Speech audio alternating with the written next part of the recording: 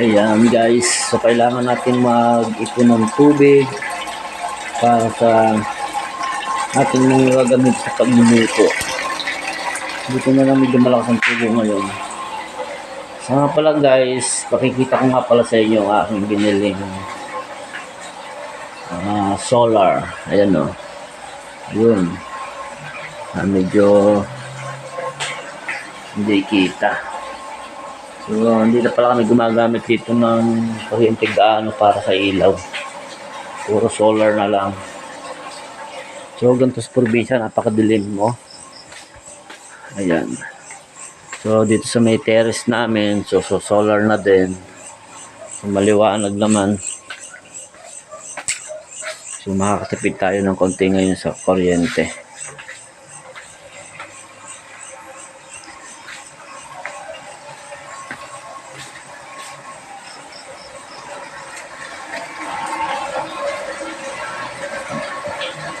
Bali maganda tong solar na nabili namin, maliwanag. At mayroon pa siyang remote, ayun o.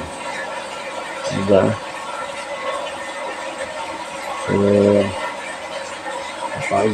ganda ngayon ng mga lumalabas na technologies. Ayan. Malakas ng tubig. Malapit na mapuno yung aking drum.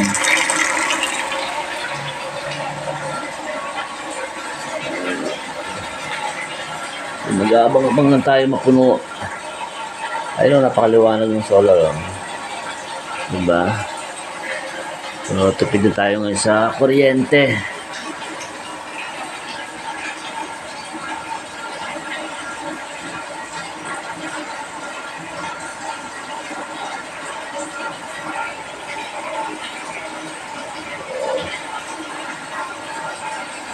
So, hintayin lang muna natin mapuno yung ating drum bago tayo matulog.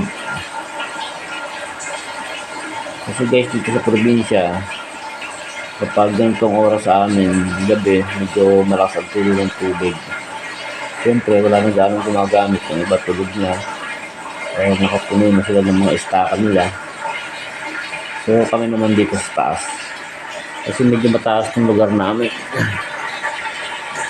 Kaya yung akit ng tubig hindi ganong kalakas. Ayan. So guys, salamat sa inyong panonood at magandang gabi sa ating lahat.